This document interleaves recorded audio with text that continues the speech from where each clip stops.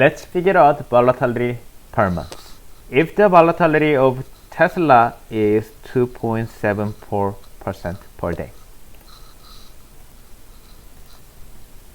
equals to 2.74% per day.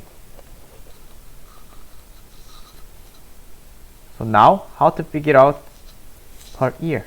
Day times what? Square root of trading days, 252. Right?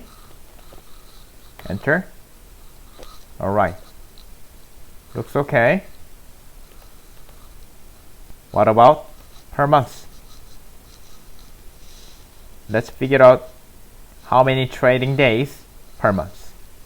252 divided by 12 per month. Aha. 21 trading days per month. So